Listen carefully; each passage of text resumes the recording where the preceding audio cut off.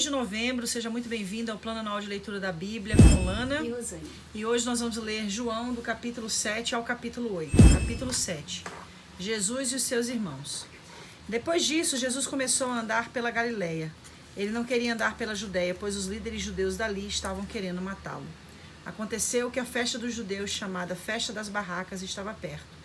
Então os irmãos de Jesus disseram a ele: saia daqui e vá para a Judéia, a fim de que os seus seguidores vejam o que você está fazendo.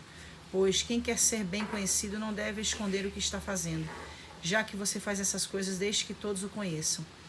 Até os irmãos de Jesus não criam nele. Ele respondeu: a minha hora ainda não chegou, mas para vocês qualquer hora serve. O mundo não pode ter ódio de vocês, mas tem ódio de mim, porque eu afirmo que o que o mundo faz é mal. Vão vocês à festa, mas eu não vou, porque a minha hora ainda não chegou. Jesus disse isso e ficou na Galileia.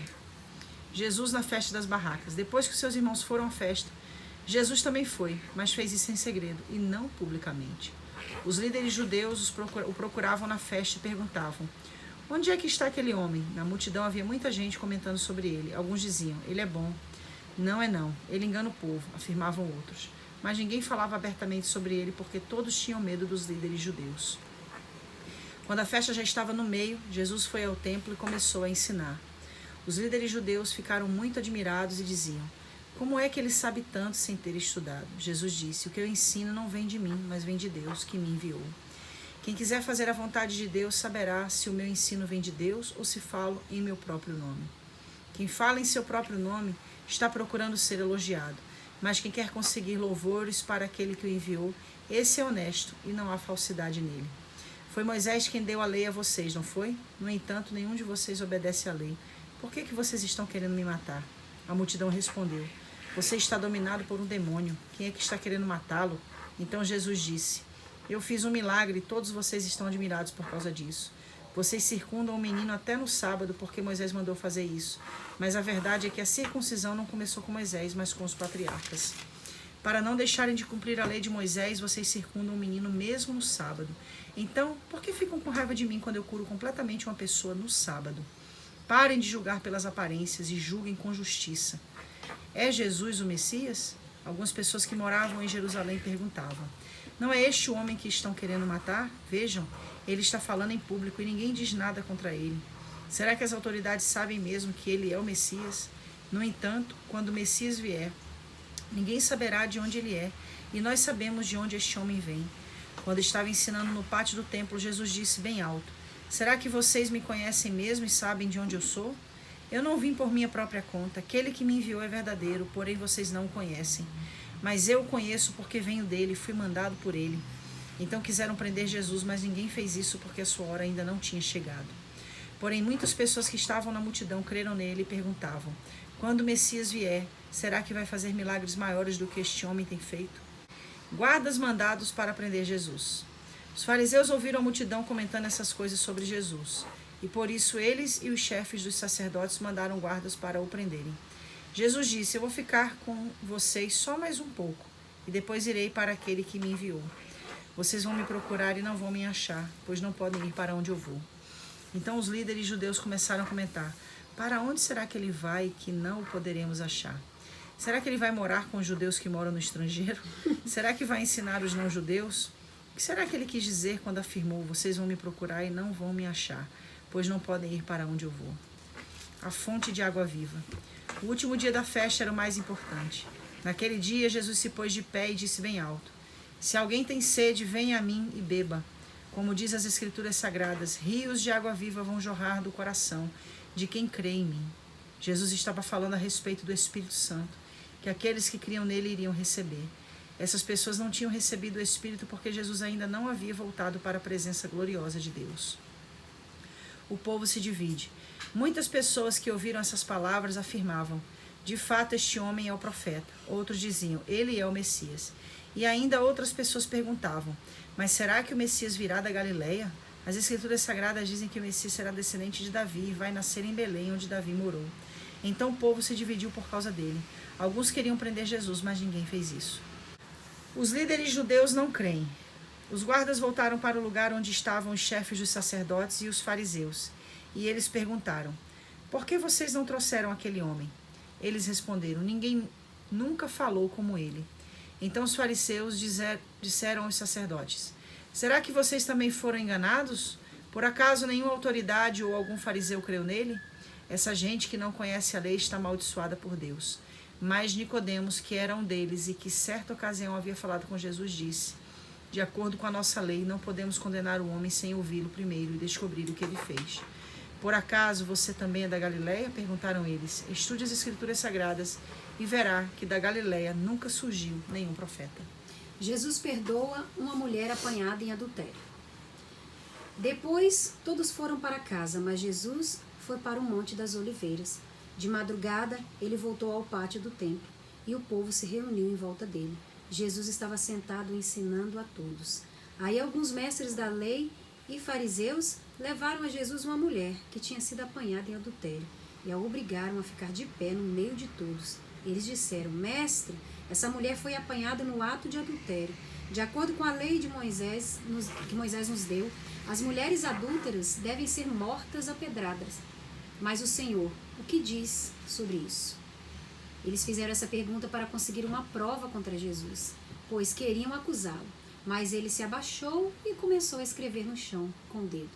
Como eles continuaram a fazer a mesma pergunta, Jesus endireitou o corpo e disse a eles: quem de vocês estiver sem pecado, que seja o primeiro a atirar uma pedra nessa mulher. Depois abaixou-se outra vez e continuou a escrever no chão. Quando ouviram isso, todos foram embora um por um, começando pelos mais velhos, ficaram só Jesus e a mulher. E ela continuou ali de pé. Então Jesus endireitou o corpo e disse: mulher, onde estão eles? Não ficou ninguém para condenar você? Ninguém, Senhor, respondeu ela. Jesus disse: pois eu também não condeno você. Vá e não peque mais. Jesus, a luz do mundo. De novo, Jesus começou a falar com eles e disse: eu sou a luz do mundo. Quem me segue nunca andará na escuridão, mas terá a luz da vida. Os fariseus disseram a Jesus: agora você está falando a favor de você mesmo. Por isso, o que você diz não tem valor. Jesus respondeu: embora eu esteja falando a favor de mim mesmo, o que eu digo tem valor porque é verdade. Pois eu sei de onde vim e para onde eu vou, mas vocês não sabem de onde vim, nem para onde eu vou. Vocês julgam de modo puramente humano, mas eu não julgo ninguém.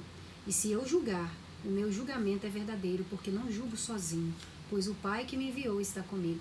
Na lei de vocês está escrito que quando duas testemunhas concordam, o que dizem é verdade. Eu dou testemunho a respeito de mim mesmo, e o Pai que me enviou também dá testemunho a meu respeito.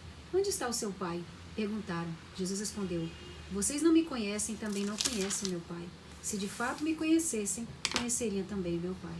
Jesus disse essas coisas quando estava ensinando no pátio do templo, perto da caixa das ofertas. Ninguém o prendeu, porque ainda não tinha chegado a sua hora. Quem é Jesus? Jesus disse outra vez: eu vou embora e vocês vão me procurar, porém morrerão sem o perdão dos seus pecados. Para onde eu vou, vocês não podem ir. Os líderes judeus disseram: ele diz que nós não podemos ir para onde ele vai. Será que ele vai se matar? Jesus continuou: vocês são daqui de baixo, eu sou lá de cima. Vocês são deste mundo, mas eu não sou deste mundo. Por isso eu disse que vocês vão morrer sem o perdão dos seus pecados. De fato, morrerão sem o perdão dos seus pecados, se não crerem que eu sou quem sou. Quem é você? Perguntaram a Jesus. Ele respondeu: desde o começo eu disse quem sou. Existem muitas coisas a respeito de vocês das quais eu preciso falar e as quais eu preciso julgar. Porém, quem me enviou é verdadeiro e eu digo ao mundo somente o que ele me disse. Eles não entenderam que ele estava falando a respeito do Pai. Por isso Jesus disse: quando vocês levantarem o Filho do Homem, saberão que eu sou quem sou. E saberão também que eu não faço nada por minha conta, mas falo somente o que meu Pai me ensinou. Quem me enviou está comigo e não me deixou sozinho, pois faço sempre o que lhe agrada.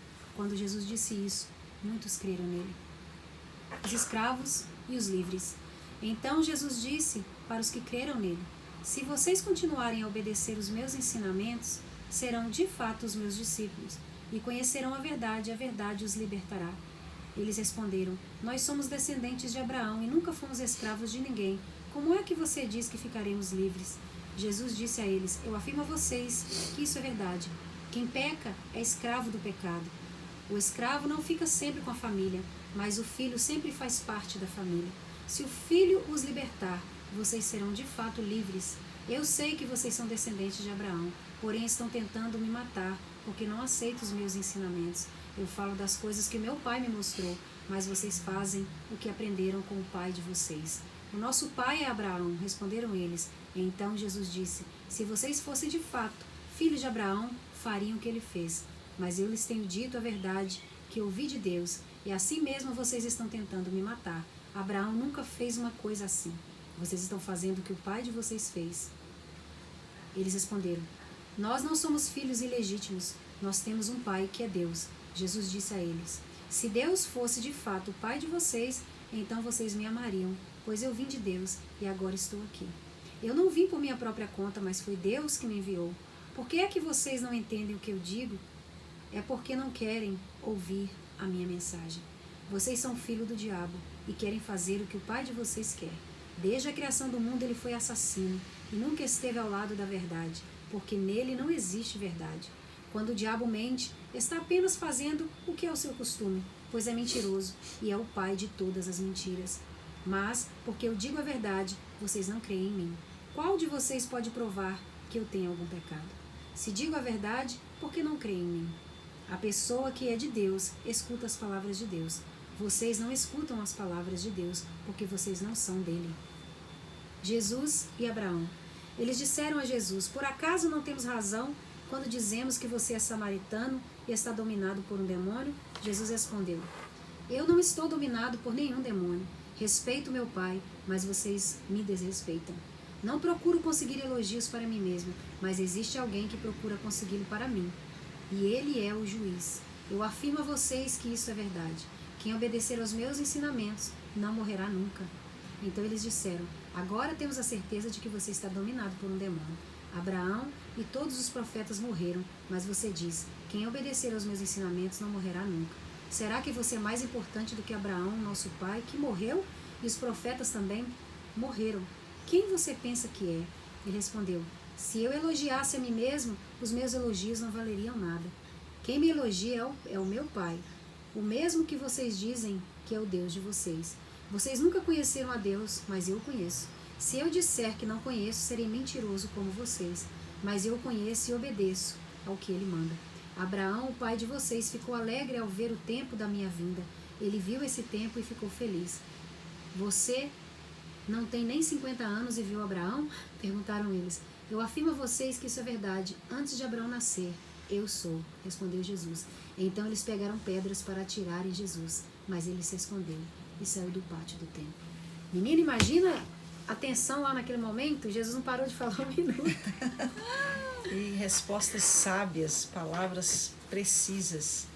E a gente encerra esse capítulo aí com algo que me chama a atenção desde o momento que ele começou a falar.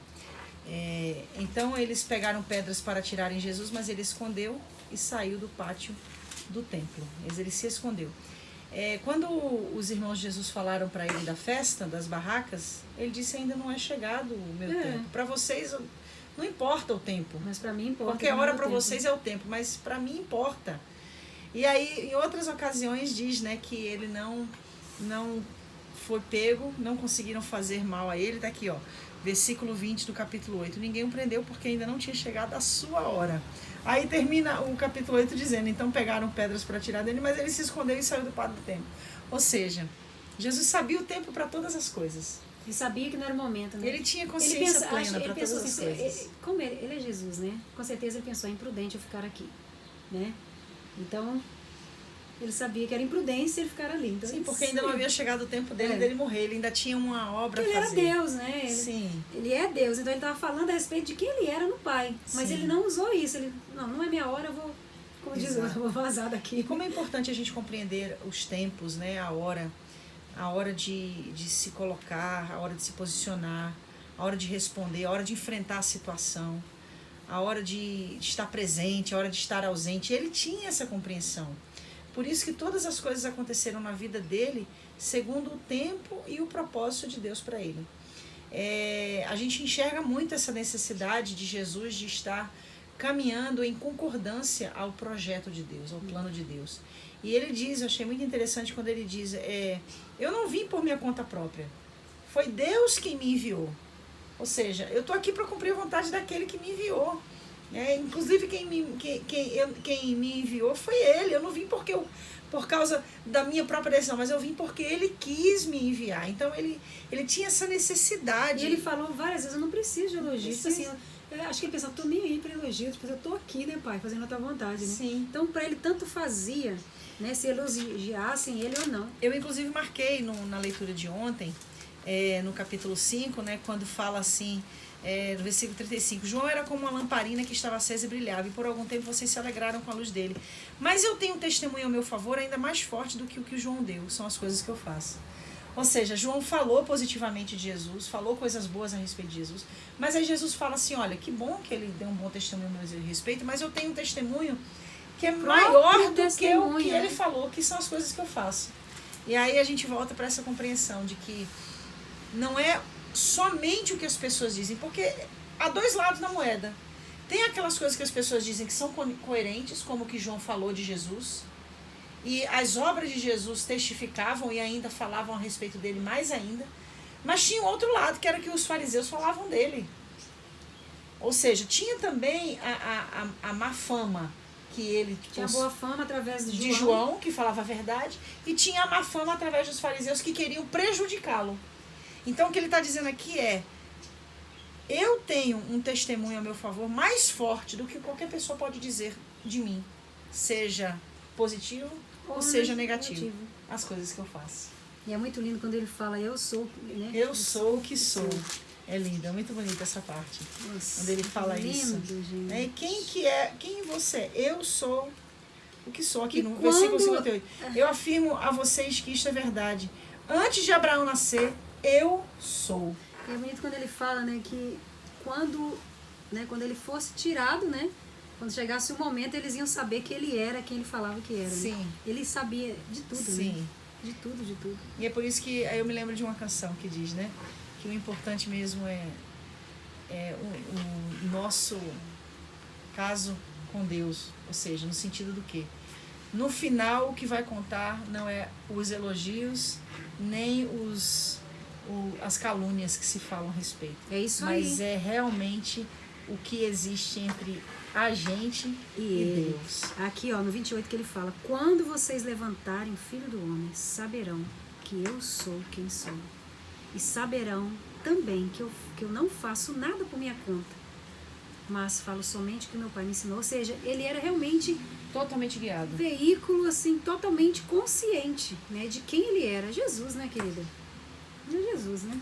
Jesus, né, querida? Eu sou quem sou, e é mesmo. Amém. Coisa linda. Que a vida dele continue sendo exemplo para a nossa vida. Que a maneira dele agir seja luz para nossas ações. Que a forma como ele lidou com os desafios, com as resistências, com as intolerâncias da época, seja para nós um exemplo, para que a gente possa lidar contra toda forma de injustiça, contra toda perseguição. E que as nossas palavras sejam sempre vindas do coração de Deus, para que a gente nunca faça por nós mesmos, mas por Ele. Que Deus abençoe você. Até amanhã em João 9 a 10.